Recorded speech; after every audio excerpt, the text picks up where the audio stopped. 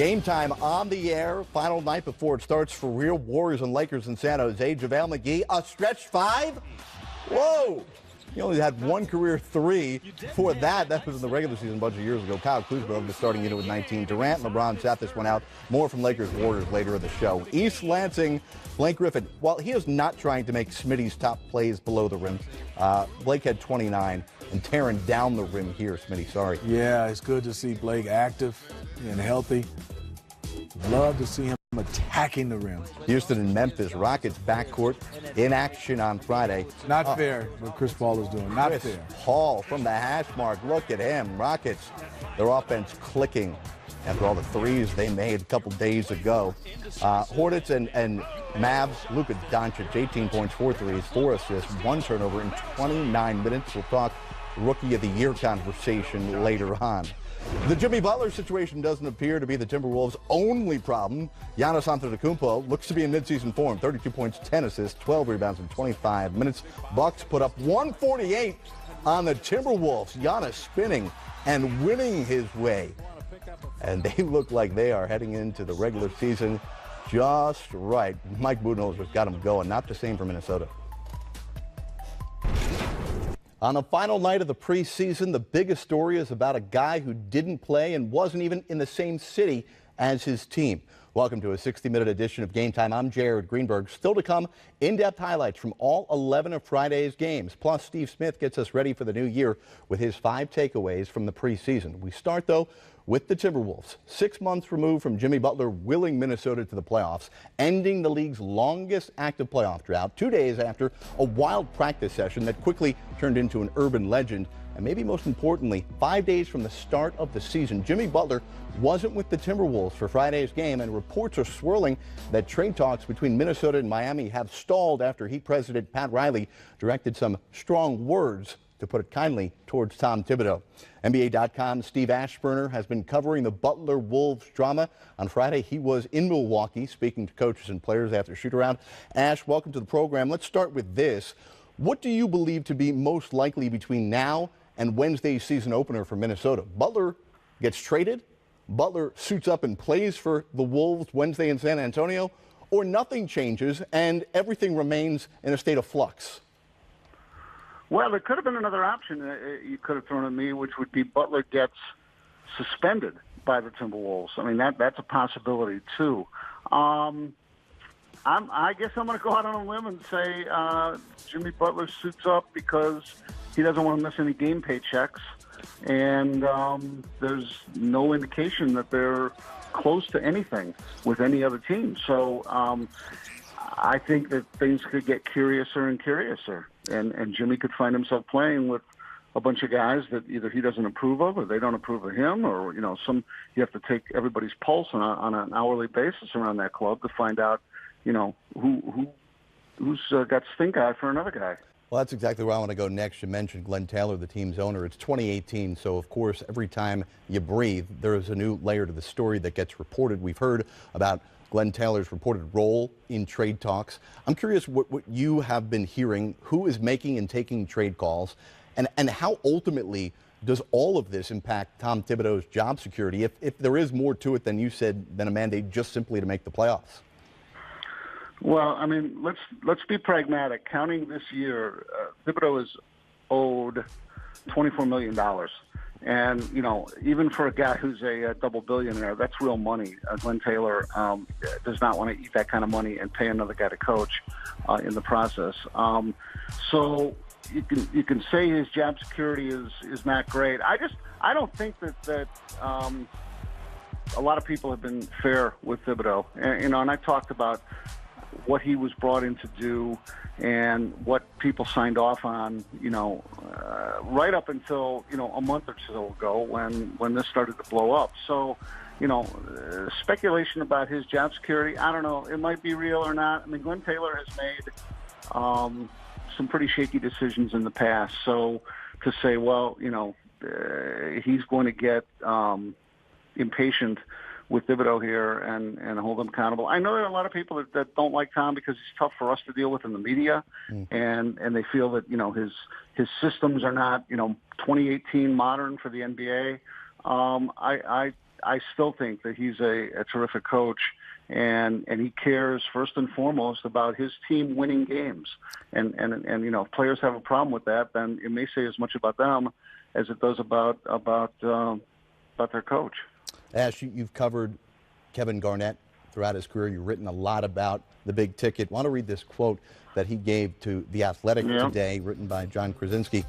He says, it's an expletive storm up there. What's really the expletive storm is that can't nobody keep expletive in practice. What goes on in practice should always stay in practice, and what goes on between two conglomerates as businesses should always stay private. Everything is so expletive public now. He also, KG, went on to place blame on all parties for what has gone on there. But curious what you think about the impact Karl Anthony Towns and Andrew Wiggins will have to all of this. They're both signed to long-term deals, and anyone within the organization, I'm curious if you feel that they're expressing concern that some of what Kevin Garnett is talking about here could be irreparable long-term damage on the franchise. Could be. I mean, I think that there is comfort in those numbers that they have, both in length of contract and in value of contract. I mean, they have to understand that they have been chosen, and maybe they contributions. You know what? You mentioned Garnett, and let me say, and Minnesota's supposed to be getting his whole run in Minnesota, and mates and coaches and everything else, but he did that to fuel himself. He did that to energize his teammates. This stunt on Wednesday was done selfishly as a way to set up a prearranged interview, with a national network, and didn't have the betterment of the team in mind at all. Kevin Garnett ran on that kind of intensity, and Jimmy Butler is almost sort of a fake KG if he's trying to beat his chest and say that somehow the Timberwolves are better off when he does something like he did on Wednesday. Strong words, but great perspective from a man who has covered the Kevin Garnett years in Minnesota. Ash, hope you got your phone charger ready to go. We may need you throughout the weekend. Appreciate your time on this night. Thanks, Jared. All right, check out Steve Aschburner on NBA.com for more. Now, following the beatdown that the Wolves took in their preseason finale, Karl Anthony Towns was sounding the alarm, saying, quote, everybody in this league, I don't care if you're the Golden State Warriors, my rookie year, the 95-96 Bulls, you're going to lose some games, but you can't get embarrassed. That's just unacceptable. We don't got no more time to be saying, oh, it's okay, it's preseason. This momentum we're riding right now, this wave we're riding, it's not good. It's not good at all. And coming from a guy who's usually pretty positive, we welcome in another man who's always looking at the optimistic side of things, Steve Smith. Now, if there wasn't enough layers to this Jimmy Butler drama, how about Heat President Pat Riley issuing a statement denying the ESPN report that I referenced earlier, that he, quote, used that kind of language during a conversation with Tom Thibodeau. However, in saying that, Pat Riley is indeed admitting that the Heat and Timberwolves have engaged in Jimmy Butler trade talks, which you never hear about. This thing is wild. Yeah, it is, and I think whatever the language was used or not used, I think what's happening right now is when you look at two organizations, two presidents or GM, whatever the decisions makers are, is when you have a trade that's close to going down and then there's a monkey wrench thrown in it, this is where the other side gets upset because the deal doesn't go through. You have to go back. Two presidents or GM, whatever the decisions makers are, is when you have a trade that's close to going down and then there's a monkey wrench thrown in it, this is where the other side gets upset because the deal doesn't go through. You have to go back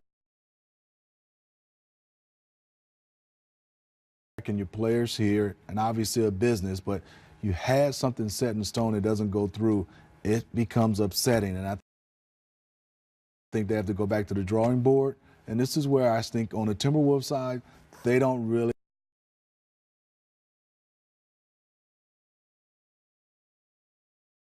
want to trade Jimmy Butler if you're Tom Thibodeau, and if you're Pat Riley. We thought we had a deal done to make our team much better if you added Jimmy Butler.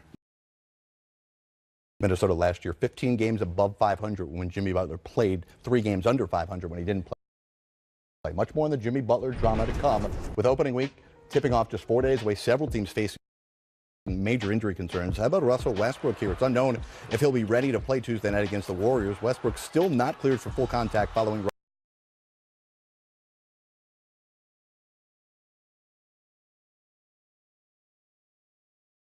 right knee surgery exactly 1 month ago, which has kept him out the entire preseason. Coach Donovan said that Westbrook is moving in the right direction, but Tuesday's still too far out to make a call. Well, we know Russell Westbrook is going to go 100 miles per hour, whether it's on the court, whether it's his rehab with his knee. One good thing for him is you want him to take time, because when he comes out there, there will be no period where he's testing his knee. He will be going full blast. And the good thing for them is they have a guy like Dennis Schroeder's doing a nice job at the point guard position. More on Schroeder later in the program. The start to Dirk Nowitzki's historic 21st season in Dallas is being put on hold. The 40-year-old won't be ready for opening night as he continues to work his way back from ankle surgery. There's no timetable for Dirk's return. Coach Carlisle saying on Friday that he expects Dirk to be out multiple weeks. As soon as Dirk does play, he will break Kobe Bryant's record for most seasons with one team. Coach also saying that the team is preparing to open the season without Harrison Barnes due to a hamstring injury. Well, you know, injuries is tough, and obviously for Dirk Nowitzki, you want to see Dirk come out there and just have that last swan song of him having a great career. And obviously I would love to see him on opening night. Everybody can cheer him, but once he gets back, we understand he's Dirk Nowitzki. He's earned the right to come in and knock down some jump shots, help this team, and I'm still glad to see him around. Harrison Barnes' injury is going to hurt them a little bit starting this season. A team like the Dallas Mavericks, who didn't make the playoffs, you want to try to get off to a good start.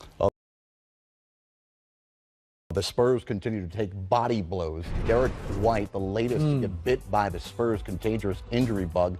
The promising young guard suffered a left foot injury during his start Wednesday night. No official return has been listed, however.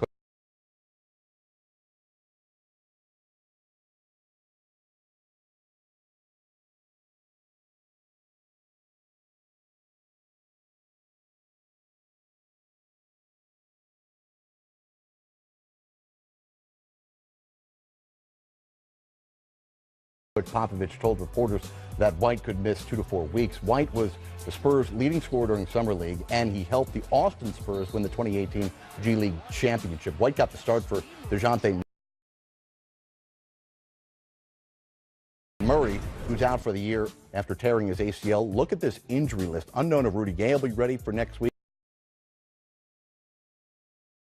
Lonnie Walker, mentioned White and Murray. And then also, not injuries, but there's no Manu Ginobili retirement, and Tony Parker, two guys that have been with Popovich, and, you know, the trust factor and the, obviously, familiarity with those guys. And now you're looking at, there's a lot of guards and wings out, and some young guys who need this time, and also some guards that you need, because there are not a lot of ball handler decision makers on that roster right now. 21 consecutive seasons making the playoffs. That looks like it is in serious jeopardy to start the year.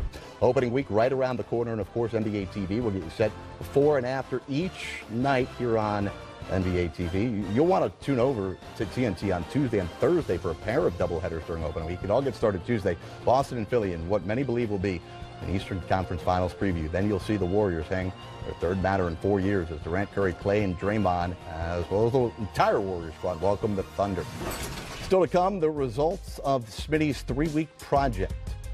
He has his 5 takeaways from the preseason, and the Knicks weren't the only ones who had eyes on an undrafted scoring machine. And next on Game Time, complete in-depth highlights and Smitty's reaction to the final tune-up for the Lakers and Warriors. Game Time coming back.